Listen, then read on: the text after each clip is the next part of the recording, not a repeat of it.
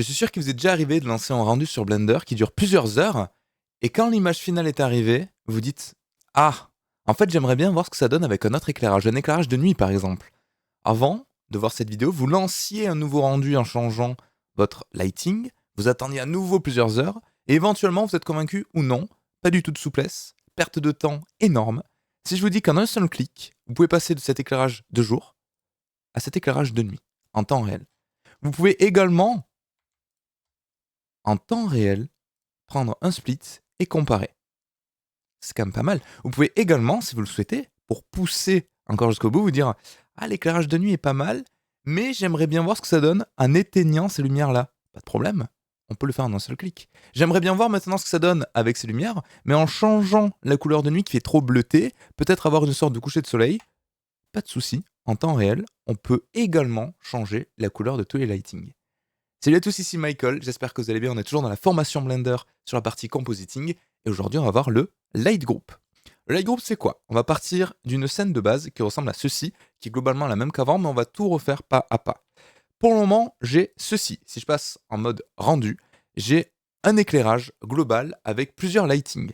J'ai un lighting de jour, j'ai un lighting de nuit, et j'ai une image HDR. On est obligé d'anticiper ce qu'on va vouloir faire après en mettant trop de light de manière explicite dans ma scène pour ensuite pouvoir les allumer ou les éteindre. Je vais en fait dire à Blender, toutes les lights que tu as ici, tu me les enregistres dans ce qu'on appelle des light groups pour pouvoir les activer, les désactiver ou les modifier en compositing.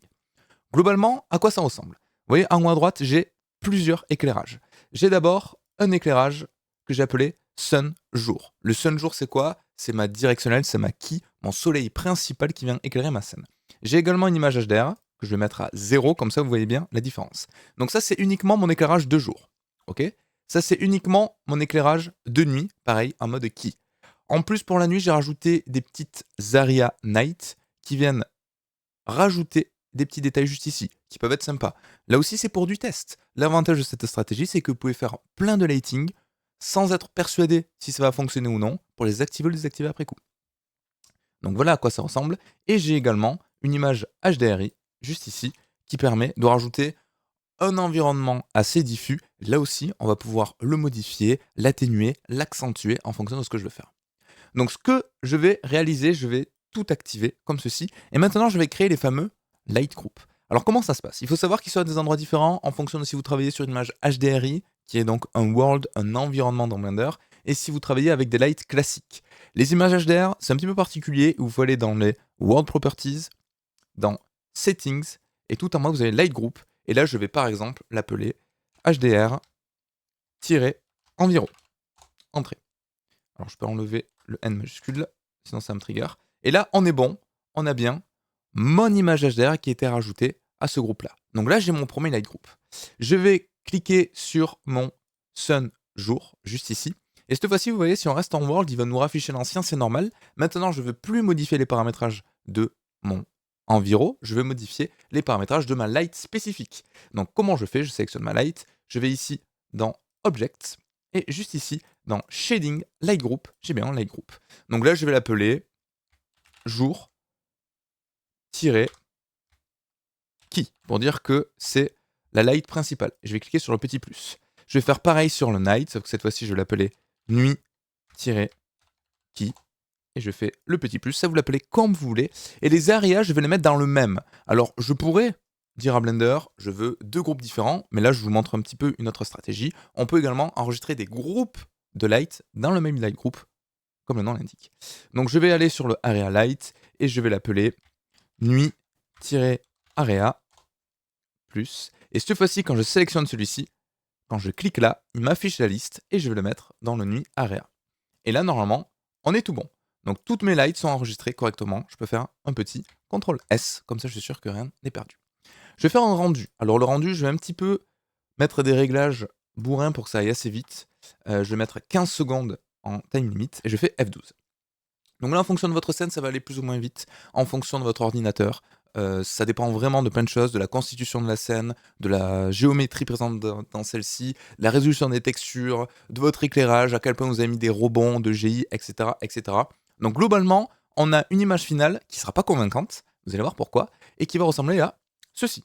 Pourquoi c'est pas convaincant? Parce que là, Blender, par défaut, il a fait une combinaison de tous mes éclairages, ce qui est tout à fait normal. Mais ça veut dire que là, j'ai à la fois une superposition de mon éclairage de nuit, de jour, de mon HDR, tout à 100%. Mais ce qui signifie que si je vais dans le compositing, juste ici, je vais faire un CTRL espace pardon, pour mettre ça en plein écran. Au passage, dans les options, je vais passer en GPU, comme ça va être un petit peu plus rapide en termes d'interprétation. Je vais activer sur le backdrop, comme ça j'ai mon image. Donc ça c'est bien mon image finale. Je peux m'organiser comme je veux. J'ai mon alpha, ma profondeur, donc ça on va pas l'utiliser aujourd'hui. J'ai mon image noisy qui est en fait la combinaison sans denoise. J'ai mon HDR environ, ça c'est pas mal. J'ai mon jour key, ça c'est cool. J'ai ma nuit key, donc ça c'est pas mal aussi. Et j'ai mes fameux éclairages ici. Donc là vous voyez que Blender, ce qu'il a fait, c'est qu'il a découpé en AOV mes différents éclairages. Et une fois que vous avez ça, le tour est joué. Donc là l'objectif, ça va être d'abord de reconstruire l'image finale basée sur toutes ces AOV. On veut 2 images. On va vouloir faire une image d'éclairage de jour, une image d'éclairage de nuit. Alors, l'éclairage de jour, je veux quoi? L'éclairage de jour, je veux, en réalité, mon HDR additionné à ma keylight de jour. Pourquoi de l'addition? Parce que je veux superposer les deux éclairages. Alors, qui dit addition dit, très facilement, j'ai plusieurs méthodologies pour arriver à ce que je veux. Je peux faire un mix color, comme ça vous montre un petit peu tout le processus. Et au lieu d'être en mix, je vais aller sur add. Et cette fois-ci, si je prends mon HDR environ et ensuite mon éclairage key, et que je fais juste là, avec le factor, vous voyez que je vais pouvoir accentuer un petit peu mon éclairage. Alors ce qui se passe par défaut, là, c'est pas ce que je veux. Si je me mets un facteur à 0, vous voyez que j'ai comme un HDR. Comment je le vois? Parce que là, sur cette partie-là, je suis censé avoir de l'alpha, alors que là, j'en ai pas, et on a un éclairage très diffus, on n'a pas d'intention de lumière. Si je me mets à 1, j'ai l'addition des deux. Mais moi, j'aimerais bien dire à Blender, ouais, en fait, par défaut, je veux ma keylight et je veux rajouter éventuellement un petit peu d'HDR. Et non l'inverse, parce que là, l'HDR sera toujours omniprésent. Donc j'ai juste à inverser le A et le B, comme ceci. Et cette fois-ci, si je me mets à 0, j'ai que mon éclairage directionnel de ma key. Et plus je vais augmenter ça, plus je vais avoir, vous voyez, mon HDR qui va prendre le relais par-dessus en addition. Donc je peux mettre par exemple la 0,5 et très important, je vais mettre un petit node denoise comme ceci pour avoir une image denoisée qui est un petit peu plus jolie. Et je vais même rajouter un glare en mode on va mettre du fog glow, voilà, comme ceci, pour sublimer un petit peu les zones éclairées. Donc voilà ce que j'ai. Ça c'est mon éclairage de jour. Pas mal, mais maintenant j'aimerais bien faire un éclairage de nuit et éventuellement pouvoir switcher d'un à l'autre en un seul clic. C'est ce que je vous avais promis au début de la vidéo, c'est ce qu'on va faire. Donc maintenant, pour l'addition autre, c'est-à-dire pour l'addition de nuit, je vais faire une autre méthodologie, je vais faire Shift A, et au lieu de faire un mix, je vais directement taper Add, et vous voyez que là il me met Color, Mix Color, Add. Donc ça c'est parfait, ça veut dire qu'il m'a déjà présélectionné le truc. Donc je vais prendre ma key en premier, ça tombe bien là, l'ordre correspond bien à ce que je veux. Mon Area Light en second, je vais dupliquer mon denoise et mon glare, je mets mon result dans le premier, et là, tac, si j'affiche, voilà ce qui se passe. Et là, j'ai bien mon éclairage de nuit. Alors là, ce qui est vraiment intéressant, et ça va parler très visuellement, c'est qu'avec ce facteur, je peux soit éteindre carrément mes éclairages secondaires, soit les allumer un tout petit peu. Je pourrais même faire une animation avec mon éclairage qui s'allume au fur et à mesure, ou l'activer à 100%. Donc ça, c'est à vous de voir. Par contre, on a un problème. On a un problème, c'est que là, j'ai pas du tout d'HDR. Comment je sais que j'ai pas d'HDR? J'ai des zones qui sont très bouchées. Par exemple, vous voyez, ce fauteuil, il est quasiment noir à 100%. C'est pas très beau. En général, on rajoute toujours une surcouche d'HDR pour un éclairage ambiant diffus, pour avoir des réflexions, des réfractions un petit peu sympas, et surtout rajouter un environnement global. Donc pas de souci. Comment je fais?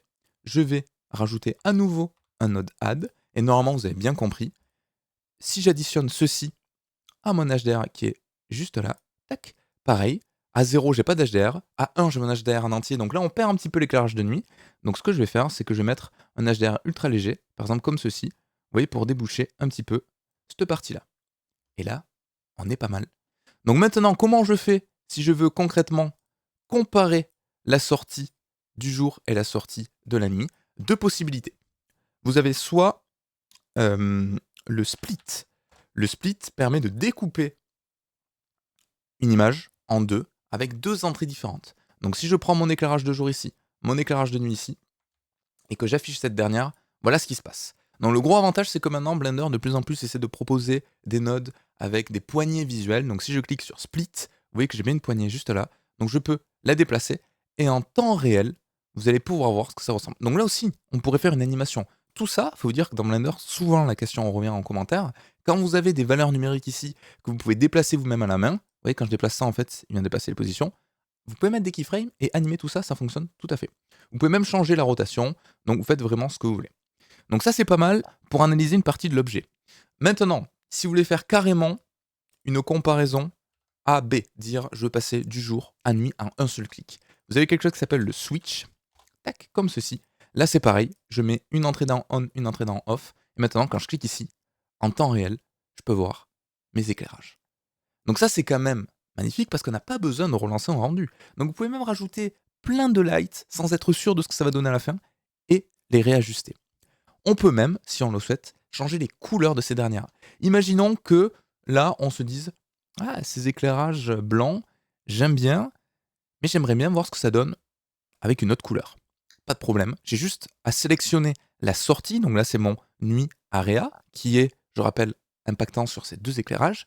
Je vais mettre un color balance, que je vais mettre juste ici. Et par exemple, dans le gamma, je vais lui dire, imaginons, on veut le tester en, voilà, sur du bleu comme ça. Tac. Je vais pouvoir changer un petit peu, vous voyez.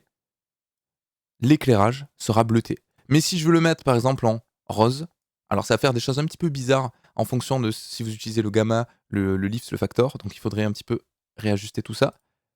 Et là j'ai une valeur un petit peu trop exagérée, j'avoue. Mais vous voyez, on va pouvoir tester des éclairages un petit peu différents. Donc là, on a un éclairage un petit peu rose sur cette partie-là. Je peux facilement, avec M, mute mon node. Donc ça, c'est quand même pratique. Et je peux également, imaginons que là, on se dit, ouais, c'est pas mal, mais en fait, j'aimerais bien que cet éclairage bleu, qui fait un petit peu trop nuit, en fait, j'aimerais bien une sorte de coucher ou de lever de soleil. Pas de problème. Color balance, une fois de plus, et je vais pouvoir modifier directement la colorimétrie uniquement de cette light-là. Donc je mets une color balance ici. Là, je vais mettre sur un petit peu voilà, du orangé comme ça. Et en changeant un tout petit peu les gammas, vous voyez que je vais pouvoir, en temps réel, alors faut pas trop...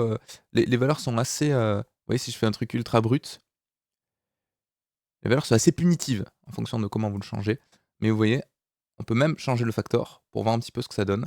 Et changer éventuellement la couleur de mon éclairage pour avoir quelque chose qui fasse un petit peu plus rouge en fonction de ce que vous souhaitez comme rendu. Donc là, vous mettez vraiment ce que vous voulez. Je peux mettre du jaune, je peux mettre du vert, si vraiment je veux simuler une ambiance un peu particulière. Je peux mettre du rosé un petit peu bleu. Voilà, ça c'est libre cours à votre imagination. Là, j'ai fait un petit peu comme un bourrin en utilisant uniquement le gamma, mais vous avez plein d'autres informations qui permettent de changer tout ceci. Vous voyez, on peut même surexposer le gain un petit peu si je veux rajouter des highlights. Donc voilà, c'est tout pour aujourd'hui, j'espère que ça vous aura plu. On a vu les light groups, si je résume. Ça vous permet de modifier directement en compositing votre éclairage, d'allumer, d'éteindre des éclairages, de modifier leur couleur sans repasser en rendu. Ça, c'est un gain de temps assez fou, parce que là, on l'a fait sur une image simple qui prend 15 secondes à rendre. Il faut imaginer sur une animation où vous avez par exemple 5 minutes de rendu par frame à 24 images secondes, 10, 15, 20, 1 heure d'animation. Ben là, c'est quand même beaucoup plus efficient. Et c'est ça la force du compositing. Le compositing, l'objectif, c'est de pouvoir faire le plus de modifications possible directement dans cet outil-là, sans revenir en arrière sur le pipe à savoir un rendu, pour refaire un rendu jusqu'à obtenir un résultat qui vous convienne. Là, vous faites tout directement dans le compositing. J'espère que ça vous aura plu, n'hésitez pas à laisser un commentaire si vous avez appris des choses, à rejoindre le Discord communautaire si vous avez besoin d'aide, et je vous dis à très très vite pour une prochaine vidéo sur Blender. Ciao tout le monde!